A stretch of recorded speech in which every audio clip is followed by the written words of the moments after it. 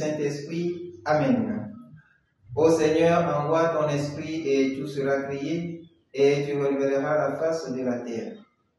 Évangile de Jésus-Christ selon saint Marc, chapitre 10, versets 17 à 27. En ce temps-là, Jésus se mettait en route quand un homme accourut et tomba à ses genoux, lui demanda: « Bon maître, que dois-je faire pour avoir la vie éternelle en héritage ?» Jésus lui dit: « Pourquoi dire que je suis bon? Personne n'est bon sinon Dieu seul.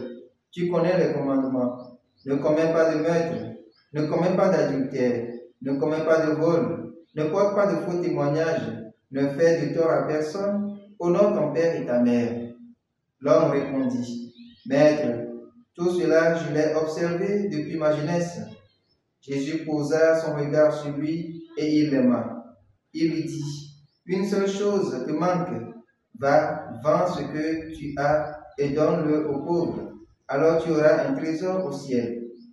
Puis viens, suis-moi. » Mais lui, à ces mots, devint sombre et s'en alla tout triste, car il avait de grands biens.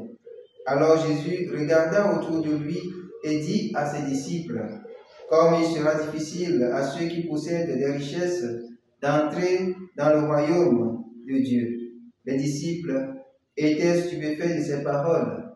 Jésus, reprenant la parole, leur dit: « Mes enfants, comme il est difficile d'entrer dans le royaume de Dieu, il est plus facile à un chameau de passer par le trou d'une aiguille qu'à un riche d'entrer dans le royaume de Dieu. » De plus en plus déconcertés, les disciples se demandaient entre eux: « Mais alors, qui peut être sauvé ?»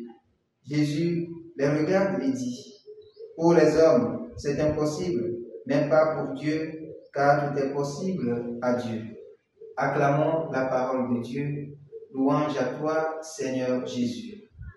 Chers frères et sœurs, aujourd'hui, lundi 27 mai, de la 8e semaine du temps ordinaire en Évé, les textes liturgiques de ce jour nous invitent à trouver notre joie, non pas dans ce que nous avons ou possédons, mais dans ce que nous sommes, à savoir fils et filles de Dieu, héritiers d'un bonheur sans fin. Dans l'Évangile, Jésus se met en route et un homme vient à sa rencontre et lui pose une série de questions. D'abord, il appelle « bon maître ». Ensuite, il pose la question « que dois-je faire ?» et il reprend « maître ». Premièrement, l'appellation « bon maître » nous montre que le jeune homme a reconnu que Jésus possède le vrai enseignement qui libère et qui conduit à un épanouissement total. Par ce fait, il fait montre d'un bon croyant. Deuxièmement, la question « que dois-je faire ?» nous enseigne que la foi ou encore le croire est aussi de l'ordre de « que dois-je faire ?» Pour ainsi dire, l'action bonne, la vie bonne, qui s'inscrit dans l'enseignement de Jésus, conduit au bonheur éternel, à l'épanouissement total. Bien-aimés dans le Seigneur.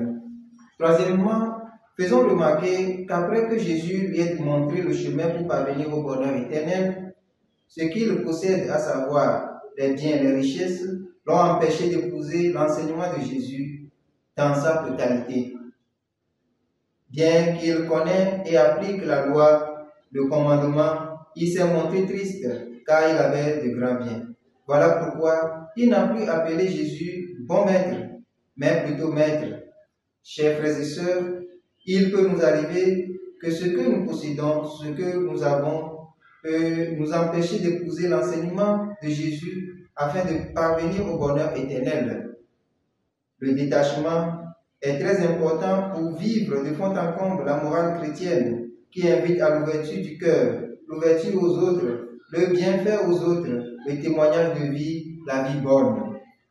On comprend pourquoi cet évangile est un texte fondateur de la morale chrétienne reprise dans Veritatis Splendor du pape Jean-Paul II. Que le Seigneur nous donne la grâce d'un cœur détaché pour épouser l'enseignement de Jésus et parvenir au bonheur éternel. Le Seigneur soit avec vous. Que Dieu Tout-Puissant vous bénisse, le Père, le Fils et le Saint-Esprit. Amen.